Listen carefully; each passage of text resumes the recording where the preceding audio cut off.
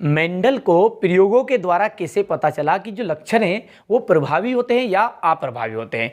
आइए, class 10th के syllabus के अकॉर्डिंग बड़ा ही महत्वपूर्ण क्वेश्चन है, क्लास 8th में भी आपसे पूछा जाता है। कोई सी भी क्लास में हो, बिल्कुल बेसिक लेवल से मैं आपको हाई लेवल तक का जो बेसिक है उसको कंप्लीट कराकर जो मोस्ट इंपोर्टेंट क्वेश्चन उसको किस तरह से आपको कॉपी में लिखना है वो भी बताऊंगा। चलिए तो देर किस बात की, फटाफट से कर लेते हैं वीडियो में। दो भिन्न गुणों वाले मटर के पौधों के में संकरण कराया, जैसे कि लंबे तथा बोने पौधे। प्रेक्षण करने पर पता चला कि प्रथम पीढ़ी में केवल लंबे पौधे प्राप्त हुए, लेकिन दूसरी पीढ़ी में सभी पौधे लंबे नहीं थे, कुछ पौधे बोने भी थे।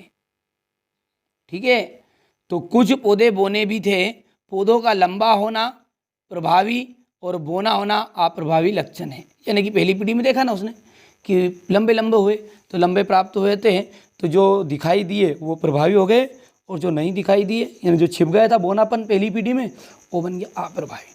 इस प्रकार मेंडल ने प्रयोग के द्वारा पता चलाया कि जो लक्षण है प्रभावी और अप्रभावी होते हैं। ठीक है, सिंपल है, ज़्यादा कठिन नहीं है। ठीक है, आप तो अच्छी मेहनत कर लो।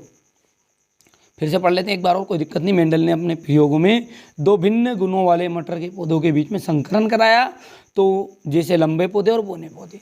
प्रेक्षण में पाया कि पहली पीढ़ी में तो केवल लंबे लंबे पौधे प्राप्त हुए, लेकिन फिर से जब दूसरी पीढ़ी में इनका क्रॉस कराया, ये जो प्राप्त हुए इन पौधों का, तो दूसरी पीढ़ी में सारे के सारे पौधे लंबे नहीं प्राप्त हुए, कुछ बोने पौधे भी प्राप्त हुए। तो जो मेंडल ने फिर ये प्रयोग करा और ये निष्कर्ष निकाला कि जो लंबा होना और बोना होना ये इनके प्रभावी लक्षण और अप्रभावी लक्षणों पर निर्भर करता है। तो पहली पीढ़ी में जो लंबे पौधे प्राप्त हुए इसका कारण है कि ये प्रभावी लक्षण है, और जो बोना नहीं प्राप्त हुआ मतलब वो अप्रभावी लक्षण हो गया। इस प्रकार मेंडल ने प्रयोगों के द्वारा पता चलाया कि लक्षण प्रभावी और अप्रभावी